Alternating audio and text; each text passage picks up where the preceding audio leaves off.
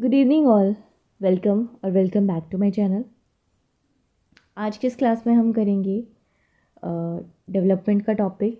Development या विकास जो है वो आपके टेट के एग्ज़ाम का एक इम्पॉर्टेंट टॉपिक है, चाहे सी टेट है या एच पी टेट है, सभी एग्ज़ाम्स में ही आपसे पूछा जाता है ना। तो इसके बारे में डिस्कस करेंगे। तो जैसे क्वेश्चन है what do you mean by cognition, इसका आंसर भी आपको इसी वाली क्लास में मिल जाएगा। इस तरह के क्वेश्चन जैसे आपके एच पी टेट में पूछे जाते हैं, है ना, तो उसमें मिल जाएगा आपका। तो इम्पॉर्टेंट लेक्चर है, इसे ढंग से सुन लेना।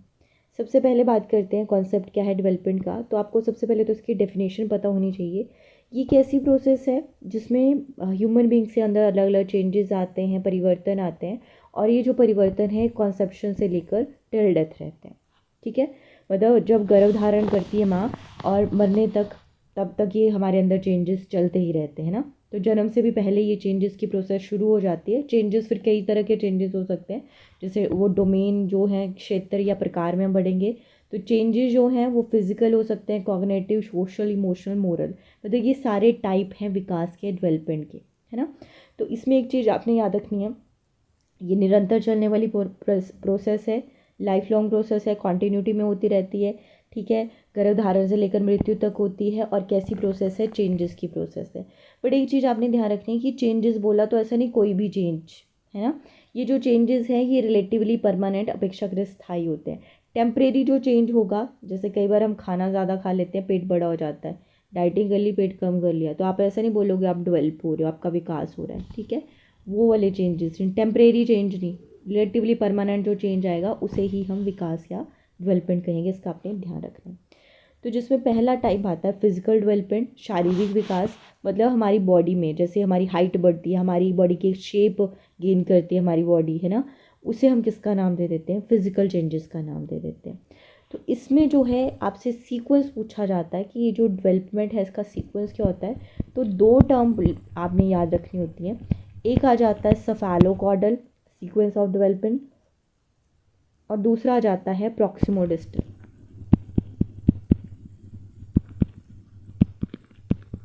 ठीक है, सफेलोकॉर्डल सीक्वेंस और दूसरा proximodistal sequence of development. Cephalocaudal का मतलब है development from head to toe, सर से पैर की तरफ विकास। और दूसरा प्रॉक्सिमोडिस्टल जो आ जाता है वो आता है from body centre to outward, केंद्र से बाहर की तरफ विकास, उसे नाम दिया गया प्रॉक्सिमोडिस्टल। क्या मतलब उस हुआ इसका, जैसे हम अगर बात करें कि बच्चे का जो विकास है वो होता है जब, तो उसका सबसे पहले हेड डेवलप होता है, उसके बाद पैरों की तरफ उसके बाकी बॉडी पार्ट डेवलप होना शुरू होते हैं। और जब ये प्रोसेस चल रही होती है उसके साथ साथ प्रॉक्सिमोडिस्टल प्रोसेस भी चल रही होती है। मतलब मेन बॉडी पार्ट केंद्र से, जैसे रीढ़ की हड्डी पहले, फिर बाहर की तरफ को बाकी बॉडी पार्ट जो है वो डेवलप होना शुरू हो जाते हैं। इसे हम किसका नाम दे देते हैं, प्रॉक्सिमोडिस्टल का नाम दे देते हैं। ठीक है, तो सफेलोकॉर्डल क्या हो गया, हेड टू टो आ गया, और प्रॉक्सिमोडिस्टल हो गया सेंटर टू आउटवर्ड। तो इसमें क्योंकि मेन बॉडी पार्ट पहले डेवलप होता है तो इसलिए इसे और क्या बोल सकते हैं, जर्नल टू स्पेसिफिक भी हम बोल सकते हैं। ठीक है, विशेष सामान्य से विशेष की ओर। और ये सिर्फ गर्भधारण के टाइम पे प्रीनेटल पीरियड की बात नहीं है कि पहले सर बनेगा, फिर पैरों की तरह बाकी बॉडी पार्ट, अंदर से बाहर की तरह। बाद में भी ये सीक्वेंस ऐसे ही रहता है, सबसे पहले बच्चा अपना सिर पे कंट्रोल लाता है, उसके बाद लास्ट में वो मतलब चलना वगैरह वो बाद में शुरू करता है। ऐसे सबसे पहले वो अपनी रीढ़ की हड्डी को सीधा, पीठ सीधी करना सीखता है, उसके बाद जैसे वो चीज़ों को ग्रैब वगैरह करना सीखना शुरू कर देता है ना, बाकी बॉडी मूवमेंट उसकी स्टार्ट हो जाती है। तो ये सीक्वेंस बिफोर बर्थ भी सेम रहता है, आफ्टर बर्थ भी आपने सीधा याद रखना है what is cephalocaudal and what is proximodistal sequence. ठीक है, उसके बाद सेकंड आता है कॉग्निटिव। कॉग्निटिव डेवलपमेंट, संज्ञानात्मक विकास। ये जो कॉग्निटिव वर्ड है ये किससे बना है, कॉग्निशन से बना है, संज्ञान से बना है, जिसका मतलब क्या हो गया, किसी चीज़ को जानना या परसीव करना, मेंटल प्रोसेस एक तरह की, है ना। तो आपका जो स्टार्टिंग में क्वेश्चन था आई थिंक उसका आंसर आपको मिल गया होगा। ठीक है, तो मतलब जो भी मेजरली मेंटल प्रोसेसेस हैं, जैसे चीज़ों को एनालाइज करना, सिंथेसाइज करना, नॉलेज को परसीव करना, इन सब का विकास ही क्या कहलाता है, कॉग्निटिव डेवलपमेंट, संज्ञानात्मक विकास कहलाता है। जब बच्चा बिल्कुल छोटा है तो उतना ज़्यादा नहीं वो चीज़ों को समझ पाता है, बट धीरे धीरे जैसे जैसे वो बड़ा होने लगता है ये सारी जो मेंटल एबिलिटीज़ हैं इनका विकास शुरू हो जाता है, और इसी को कॉग्निटिव डेवलपमेंट, संज्ञानात्मक विकास कहते हैं। उसके बाद आता है सोशल डेवलपमेंट, सामाजिक विकास। मतलब जिस सोसाइटी में आप रहते हो वहाँ के रूल क्या है, नॉर्म्स क्या हैं, किसके कैसे बिहेव करना है, दूसरों से बात कैसे करनी है, रिस्पेक्ट करनी होती है ना, खाना कैसे करना है, खाना है, टॉयलेट कैसे यूज़ करना है, वो सारी चीज़ें उसे हम सोशल डेवलपमेंट का नाम दे देते हैं। बच्चा बाय बर्थ सोशल भी नहीं होता, ये सारी चीज़ें वो सोसाइटी में रहकर ही सीखता है। उसके साथ ही आ जाते हैं इमोशनल डेवलपमेंट, भावात्मक विकास। मतलब जब बच्चा छोटा है तो बहुत कम इमोशंस होते हैं और उन पे कंट्रोल भी नहीं होता उसका, बट जैसे जैसे वो बड़ा होता जाता है उन इमोशंस को जानने लगता है और उन पे कंट्रोल भी आ जाता है। जैसे अब धीरे धीरे बच्चा बड़ा होता है तो उसे समझ आता है कि हम किसी पे भी गुस्सा नहीं कर सकते, गुस्सा करते हैं जब तो लोगों को बुरी लगती है वो बात, तो वो उस गुस्से पे कंट्रोल करना सीखता है। हम कहीं पे भी चीख चिल्ला नहीं सकते हैं, है ना। तो वो सारी चीज़ों पे जब वो कंट्रोल कर लेता है, उसे अंडरस्टैंड कर लेता है, उसे इमोशनल डेवलपमेंट कहते हैं। और last but not the least moral development, क्योंकि कितने भी टाइप बना सकते हो बनाने को। मोरल डेवलपमेंट किससे रिलेटेड है? राइट एंड रॉन्ग से, क्या सही है क्या गलत है, क्या हमें करना चाहिए क्या नहीं करना चाहिए, उसका नॉलेज या उसका विकास, उसे हम क्या बोल देंगे? मोरल डेवलपमेंट बोल देंगे, नैतिक विकास का नाम दे देंगे। ठीक है, तो ये आपने याद रखने हैं। फिजिकल क्या है, कॉग्निटिव, सोशल, किस में क्या बातें होती हैं, इन सब की थ्योरीज़ हैं। वो सारी थ्योरीज़ में आप पढ़ते हो अपने टैट के एग्ज़ाम की प्रिपरेशन के लिए, तो ये ध्यान रखना। उसके बाद आती हैं स्टेजेस ऑफ डेवलपमेंट। तो यहाँ पे 8 स्टेजेस हम पढ़ते हैं इन जनरल। पहली स्टेज आती है प्री नेटल पीरियड, जन्म से पहले अवस्था, गर्भावस्था जिसे कहते हैं। उसके बाद इन्फेंसी, शैशवावस्था, 0 to 2 ईयर होता है ये। Then early childhood, early childhood कौन सी? आपकी प्रारंभिक बाल्यकाल, 2 से 6, लेटर 6 से 12 एडोलसेंस, है ना। तो ये सारी आपने याद रखनी है। अब इसमें ऐसा नहीं है कि आप एकदम फिक्स ही हो जाओ कि 6 से 12 बोलो तो 6 से 12, 6 से 11 भी चल सकता है, कोई प्रॉब्लम नहीं है, नियर बाय ऑप्शन चल जाती है। इसमें जो आपने याद रखना है वो चीज़ याद रखनी है कि ये जो अर्ली चाइल्डहुड है इसे बोला जाता है टॉय एज, खिलौनों की आयु या अवस्था है। लेटर चाइल्डहुड को बोला जाता है गैंग एज, क्योंकि यहाँ बच्चा गैंग में मतलब एक समूह में रहना पसंद करता है। पसंद तो हम हर एज में ही करते हैं, अकेला तो रहना किसी को पसंद नहीं है, बट इस स्टेज में ये सबसे ज़्यादा चीज़ पाई जाती है।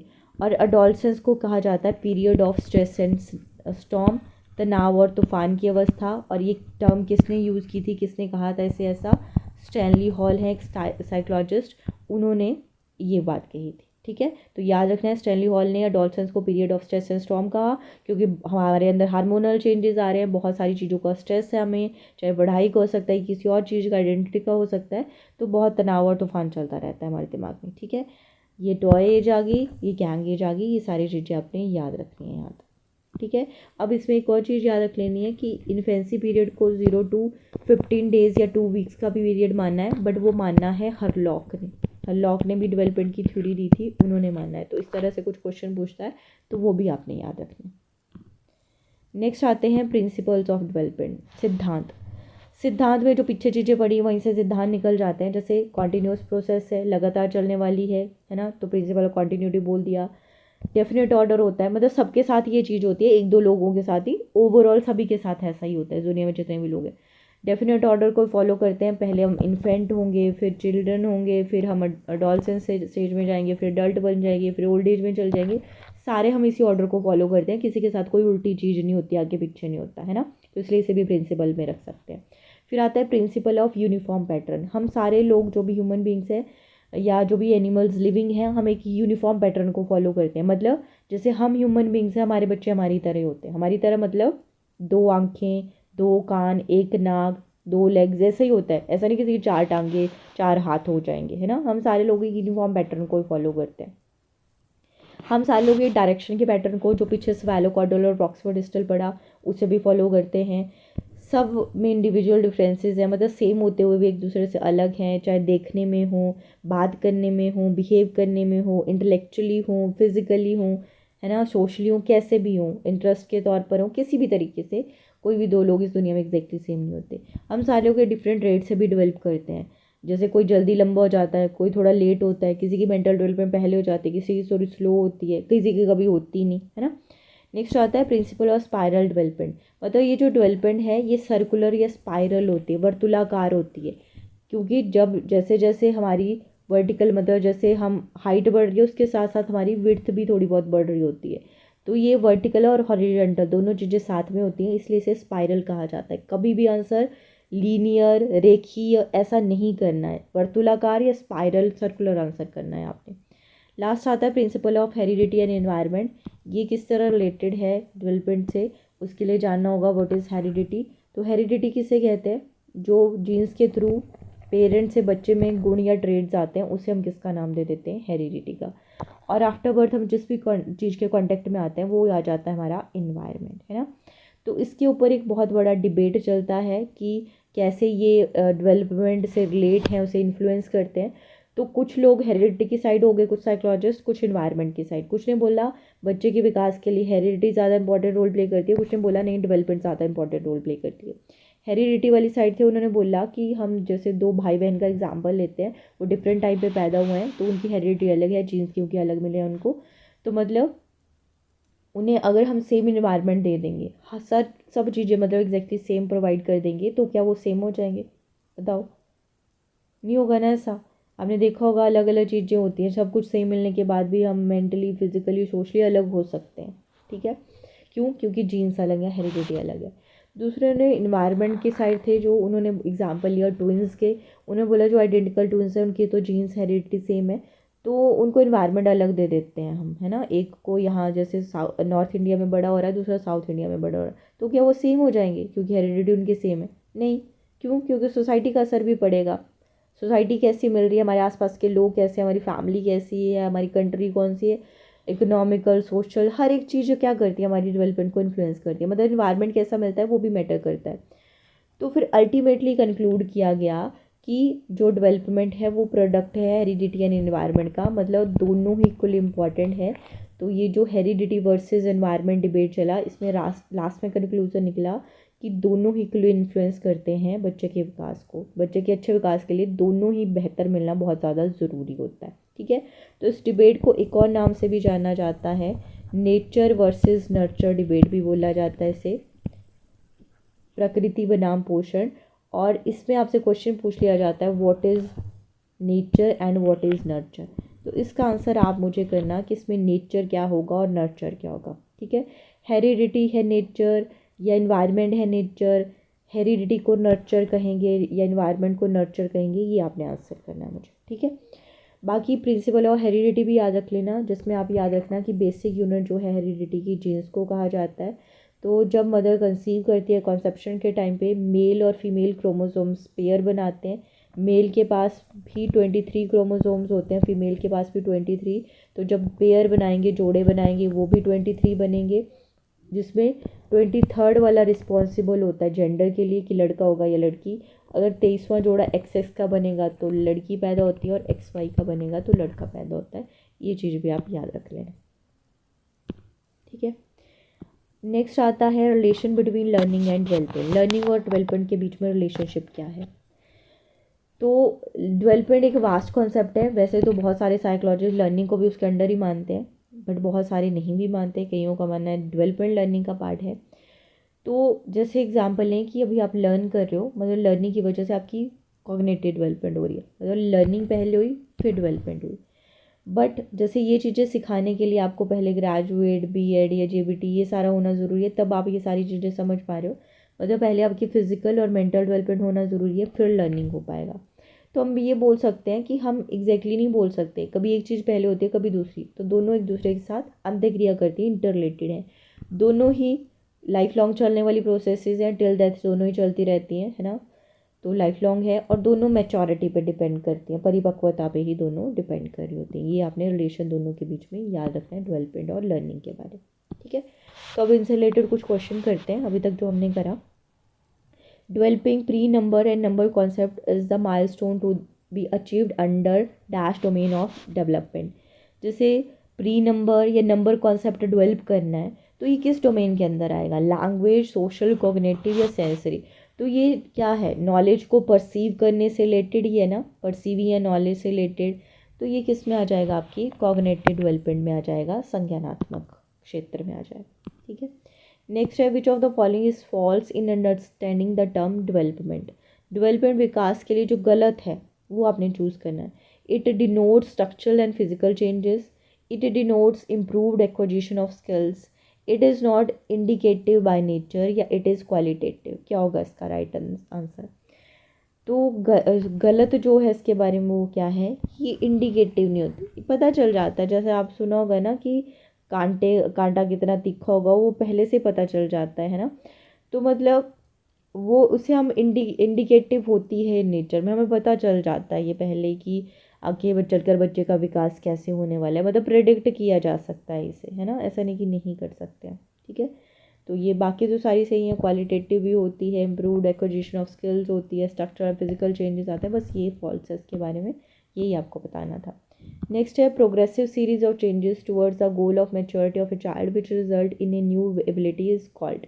इसे हम क्या कहेंगे, तो इसे किसका नाम दे दिया जाता है, इसे डेवलपमेंट ही तो इसे कहते हैं, है ना, जो एक प्रोग्रेस में हो रही है, मतलब प्रोग्रेसिव वे में एक सीक्वेंस में जो चेंजेस आ रहे हैं उसे हम किसका नाम दे देते हैं, डेवलपमेंट का नाम दे देते हैं। कोई और टर्म चूज़ करने की ज़रूरत नहीं क्योंकि बाकी सारी टर्म्स डेवलपमेंट का ही पार्ट है।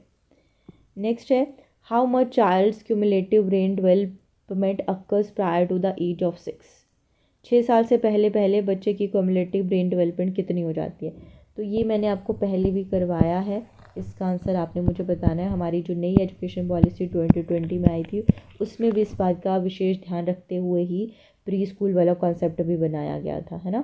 तो आप मुझे बताना कि 50, 85, 70 या 90% कितनी होगी। नेक्स्ट है which of the following play or plays an important role in the development of moral values in a child. क्या चीज़ बच्चे के नैतिक विकास में, नैतिक मूल्यों के विकास में ज़्यादा इम्पॉर्टेंट रोल प्ले करती है, prayer assembly, proper socialisation, intellect या सभी। तो सभी चीज़ों से हम सीखते हैं कि ये सही है, ये गलत है, ये करना चाहिए, ये नहीं करना चाहिए, है ना, सभी में ये चीज़ें आ जाती हैं। तो मतलब इसका आंसर क्या होगा आपका, सब कुछ आ जाएगा इसके अंदर, ठीक है, क्लियर यहाँ तक। तो ये सारी चीज़ों का आपने ध्यान रखना है। क्वेश्चन जो है इस तरीके से आपसे क्वेश्चन पूछे जाते हैं तो सारे इंपॉर्टेंट है, बाकी जो क्वेश्चन मैंने बोला उसका आंसर करना, मैं बता दूंगी जो भी आप आंसर करोगे सही है गलत है ये क्या चीज़ इसमें होगी, ठीक है, बट पहले आप आंसर ज़रूर करना। तो आज की क्लास में बस इतना ही, थैंक यू फॉर वॉचिंग, और इम्पॉर्टेंट टॉपिक है सारे, आप लोग इसे पढ़ जरूर लें।